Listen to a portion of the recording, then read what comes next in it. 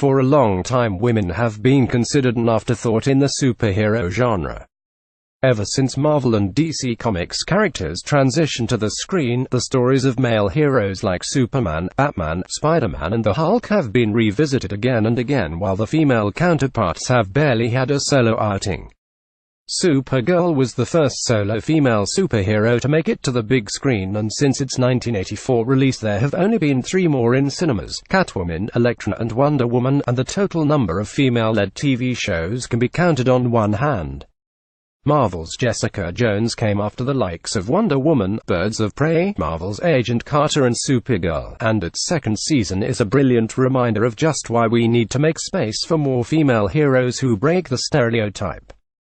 The aesthetic of Kristen Ritter's Jessica completely contradicts the feminine standard set by these Marvel and DC women as well as others on screen. She wears weathered jeans, a hoodie, leather jacket and boots, not revealing spandex and form-fitting suits like Black Widow or Agent Carter.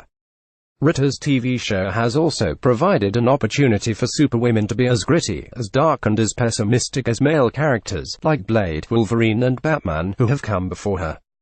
Even Jones' dependency on alcohol is a game-changer in the Marvel Cinematic Universe, because never before has the issue been quite so acknowledged, despite the fact that Tony Stark is a well-known alcoholic in the comics.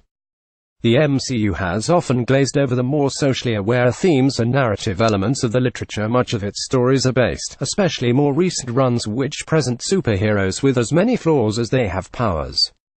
Hank Pym was brought to life in Ant-Man by Michael Douglas, but the film left out the fact that he was abusive to his wife Janet Pym. Even through Mark Ruffalo's Bruce Banner, the movies have failed to show how mentally ill he and his hulking green persona actually are. That's not the case for Jessica Jones. In her Alias comic run written by Brian Michael Bendis, she's snarky, argumentative, impatient and aggressive, characteristics that have transferred to the TV show. Ritter continues to exhibit these personality traits in Season 2, but we're given a better understanding of where this attitude comes from, and why she's so reluctant to use her powers unlike fellow New York heroes Spider-Man and Daredevil. All 3 gained the powers after freak accidents, but neither Peter Parker or Matt Murdock developed post-traumatic stress disorder from the experience.